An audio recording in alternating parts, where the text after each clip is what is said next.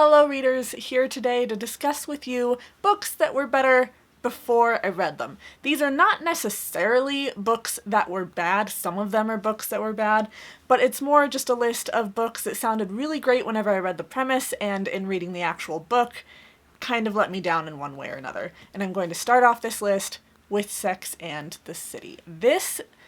Not a ton of people, or not everyone, really knows that there was a book before there was a TV show, but there was. This is the book, and those who have read the book, or those who know about the book, all pretty much know that the book is really, really bad. And I read it hoping that the book wouldn't be so bad, but it was. I have watched every episode of the show. I love it. It hasn't necessarily aged the best, but I still adore the characters and the story that it's trying to tell, and I have a lot of fun watching it. And I saw this book at a bookstore, figured I'd pick it up and give it a go, and it was one of the most unreadable things that I have tried to read to this day. Sex and the City is essentially kind of an advice column, or it's supposed to be like an advice story newspaper column from New York in like the 90s. And I'm confused with the setup of this. Whenever I think of a newspaper column, I think that the column that you write, if you write a regular column, is usually about the same size for every issue, roughly the same word count, might change up a couple things.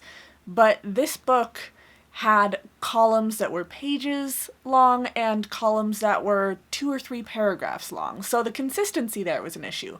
And I didn't feel connected to any of the stories. I didn't care about any of the people that we were meeting. I couldn't really link one story up with another. And while there were a couple of stories in here that I could see, or that I could remember had been in the show, I don't understand how they got from point A to point B, because these columns were just written so poorly that I don't understand how they got such an entertaining show out of it.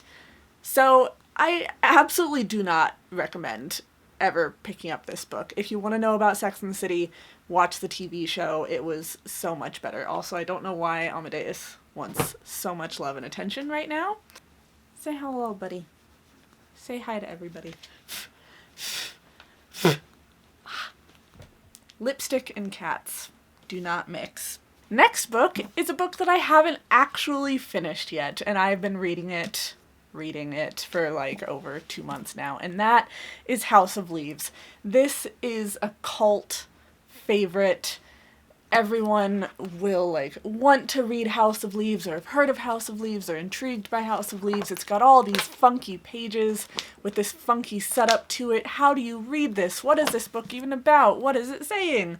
And I'm like, oh, I should totally read House of Leaves. It looks really interesting. And I don't want to say I regret it, because it's interesting and it's answered some of my questions and it's helped with my curiosity about it, but also curiosity killed the cat, and I put so much work into this book that I feel the need to finish it, but also I never want to pick up this book ever again, and I'm really wrestling with that right now. And ideally I would love to finish this by the end of February and just get it out of the way, but whenever I look at it, I just have this feeling of dread that comes over me. Like, I will die trying to read this book and never finishing it. It was so much better in theory than in practice. And again, I'm not finished with this. I don't know what the ending's like, but I'm at that point. No matter how phenomenal the ending may be, I cannot give it more than 3 stars, tops, just because of the journey to get to the ending. This book is either really interesting or really boring from paragraph to paragraph and footnote to footnote, depending on what section you're on. And I just don't care anymore. It started to suck the joy of reading out of me. And it was better before I read it, because it was interesting before I read it. I was curious about it. I was intrigued by it. And now I'm just slogging through chapters and chapters of academic writing, and a side story about a main character who's unreliable, which, for one thing, I cannot stand an unreliable narrator. And for another thing, I just don't care about his story, and it doesn't relate to the house whatsoever, at least at the point that I'm at. So this book was definitely better before I read it. Next book that I have, it's a book that I enjoyed, but that I think could have been structured a little bit differently. That is Blitzed Drugs in the Third Reich. So this is basically about how all of the Germans in World War II were on meth, because meth hadn't really been studied and no one knew how bad it was for you. And one of the reasons the Germans did so great at the beginning of World War II was because they were all on drugs. Also, Hitler's doctor was running World War II, not Hitler, because Hitler was really, really drugged up. And the information that it had was really, really interesting. But it did get dry in parts, and like I said, my main issue with this book was the structure.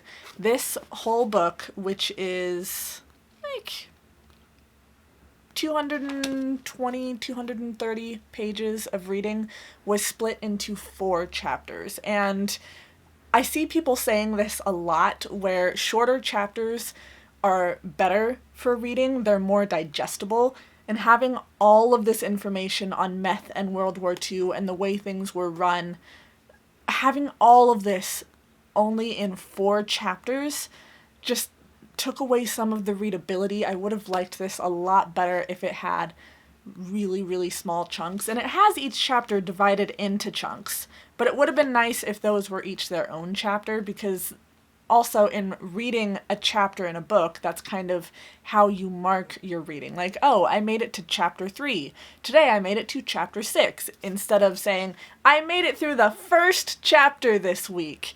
That just doesn't really give you a lot of hope for your reading. So this book was a little better before I read it. I was more interested in it before I read it, pretty much because of the structure of the book. Next book that was better before I read it was Hidden Figures. I have not seen this movie yet. I really, really want to see this movie. I think I would really enjoy it. But then I also thought that I would really enjoy the book. This is basically about Black female mathematicians who helped put rockets into space with NASA. And that premise sounds amazing. I love a good female empowerment story. It's got race, it's got women doing mathematics, it's got space and NASA, and it sounded so interesting. Man, it was a slog. I tried the physical book and I made it, 7 or 8 chapters in. I tried the audiobook and I made it up to probably chapter 9, and I gave up both times. I just couldn't do it. The way that this book is marketed, it sounds like it's supposed to be kind of a biography where you're telling the stories of these women's lives. I expected it to be like Radium Girls, where Radium Girls is a nonfiction, again taking place around, I think, World War II, maybe World War I, whenever radium was invented and these people were making these radium watches, and it was written like a novel. It was very, very readable in that way, and that is what I was expecting from Hidden Figures. I was expecting this kind of biography written in sort of a novel way where you've kind of got this plot and these characters. I expected a lot out of this book, and instead it ended up reading more like a research paper.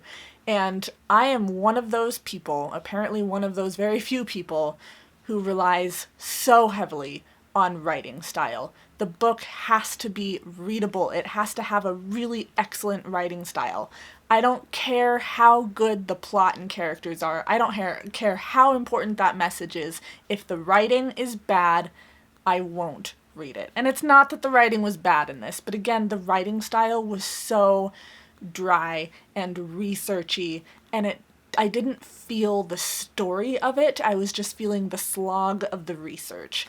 And this book just didn't cut it for me. Again, I love the premise. This book is so important, but it's just not readable for me, unfortunately. And last book I have is The Antidote for Everything. This is an ARC that I got from NetGalley. I have talked about it in a previous review. I think it was my October wrap-up. I'll go ahead and link that in the corner. And again, this book had an amazing premise. You've got this hospital that's getting rid of all of its LGBTQ patients, and you have these doctors who are infuriated about it and trying to do something. And that sounds so interesting. And again, with this book, the writing wasn't totally there. Like, it was good writing, but it was more the plot and the characters that really threw me, especially the plot, because you have the hospital getting rid of the LGBTQ characters. You have one of the doctors starting and going through this really big romantic relationship. You have this other doctor that has a scandal surrounding him. You've got this traveling stuff that's taking place. You've got this activism stuff that's taking place. And it ends up being one story piled on top of another. And it became too much. And I don't feel that the author did a good job of keeping up with everything or really connecting them together. Like, this probably could have been 2 or 3 books on entirely different subjects rather than one book all mishmashed together. And I didn't totally feel connected to the characters either. I don't remember if this is a debut novel or not, but I liked what this book was trying to do. I just don't think it quite achieved it. So that is 5 books for me that were better before I read them. Down in the comments, what are some books that were better before you read them? What premises or book covers or authors really grabbed you and then just let you down? I want to know, because I really love the unpopular opinions content. I think it's super, super interesting. So that is it from me for today. Please like, subscribe, be my friend or my enemy on social media. Links are down below in the description. I post every Wednesday, Sunday, and I will see you all in my next video. Bye, friends.